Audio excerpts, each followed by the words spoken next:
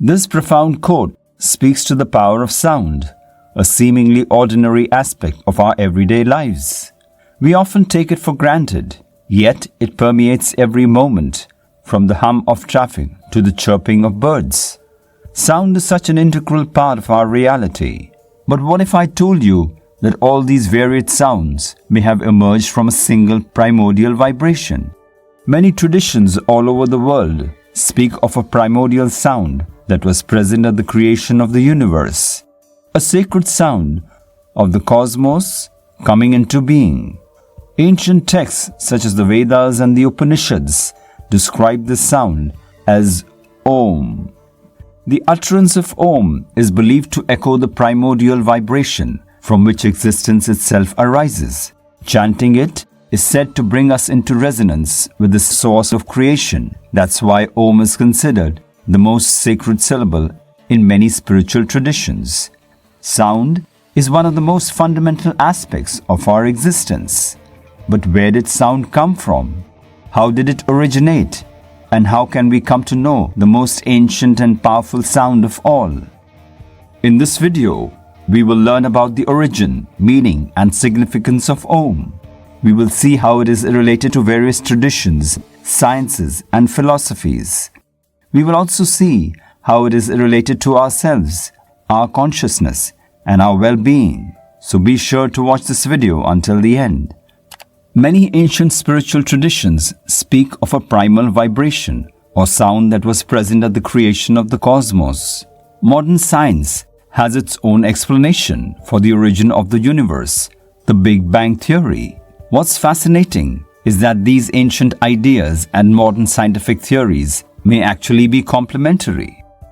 The Big Bang Theory states that our universe suddenly came into existence 13.8 billion years ago from an infinitely dense point called a singularity. This violent expansion created all the energy and matter that makes up our cosmos. But what caused the Big Bang? What came before it? This is where the concept of the primordial sound comes in.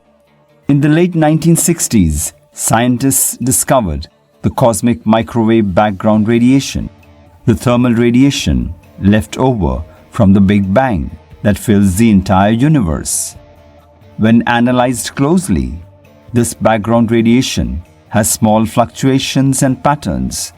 Some physicists believe these fluctuations point to the existence of vibrations in the early universe, reminiscent of cosmic sound waves resonating through space and time. The theory is that in the first moments after the Big Bang, vibrations reverberated through the rapidly expanding matter and energy, creating the patterns we see in the cosmic microwave background today. These primordial sounds may have been the source of the Big Bang itself.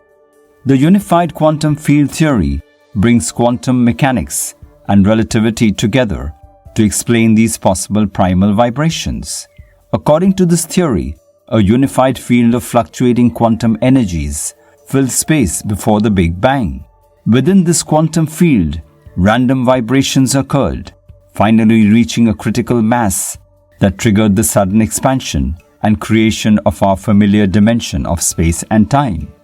So in summary, the ancient concept of cosmic bang and modern scientific understandings of the universe's origin in a quantum field are compatible explanations of how our universe came into being. The origins of our reality may lie in the first reverberations within an endless field of creative potential. So what exactly is the sound of Aum? Let's break it down.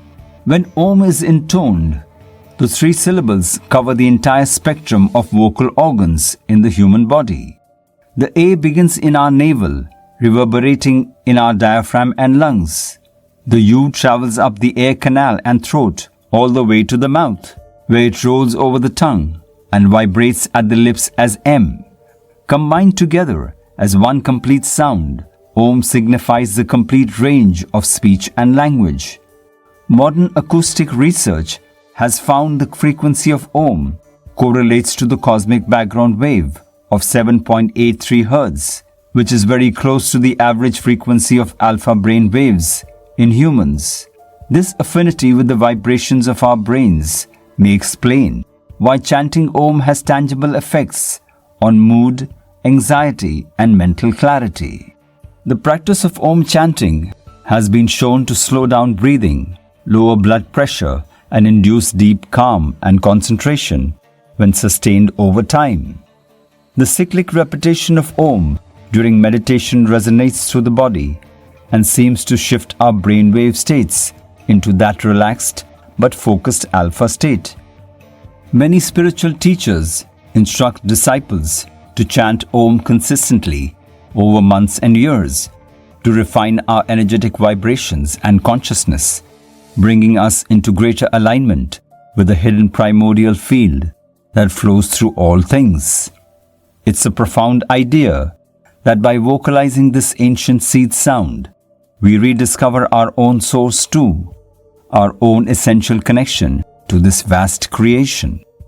The most profound text on the meaning of Om is the Mandukya Upanishad, believed to have been written around 500 BCE.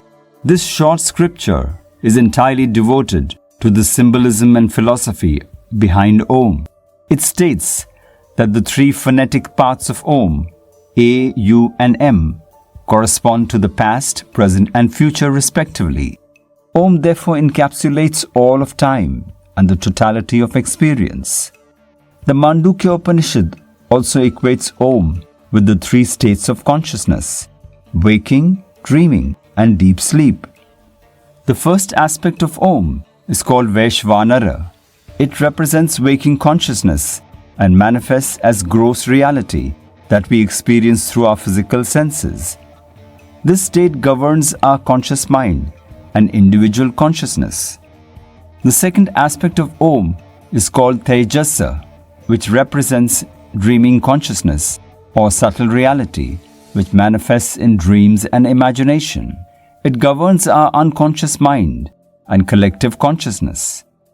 The third aspect of Om is called Prajna, which represents our consciousness in deep dreamless sleep when the mind and body is rejuvenated.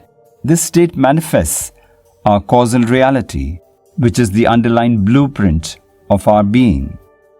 By meditating on Om, we can transcend these three states and realize that state which is neither inward nor outward, which is indescribable and beyond cognition. That is our eternal nature, the Atman or Self, which is pure consciousness itself. The Mandukya Upanishad also gives Om the name Pranava, meaning primordial cosmic vibration. It declares that all words, sounds, thoughts, and ideas emerge from and dissolve back into the ongoing resonance of Om. The Upanishads state, Om is the supreme word. Om is this whole world. We see that ancient Indian philosophy held the syllable Om as the unitary source of reality. Through inner repetition and contemplation of Om, spiritual seekers aim to transcend illusion and realize the divine ground of being. But Om is not exclusive to the Hindu tradition. In fact, Om has parallels and connections with other major religions, especially the Abrahamic ones. The Abrahamic traditions are the religions that trace their origin to Abraham, the patriarch of Judaism, Christianity, and Islam. These religions share many common beliefs, scriptures, and prophets.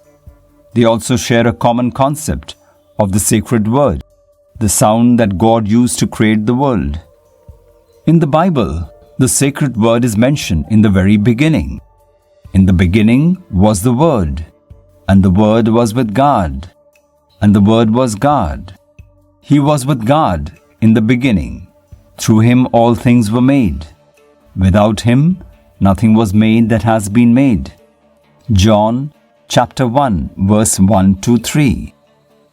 This passage implies that the word is not just a sound, but a manifestation of God's essence, power, and wisdom.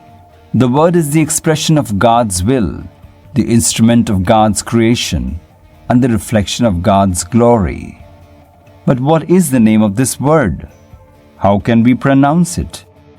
As the mystics will tell you, the name of the word is Aum.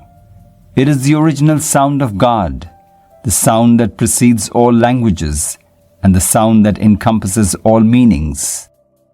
One argument for this claim is the similarity between Aum and the words that are used to end prayers in the Abrahamic traditions. In the Christian context, this word is Amen, which means so be it or let it be. In the Islamic context, the word is Ameen, which means may God accept it or may God grant it.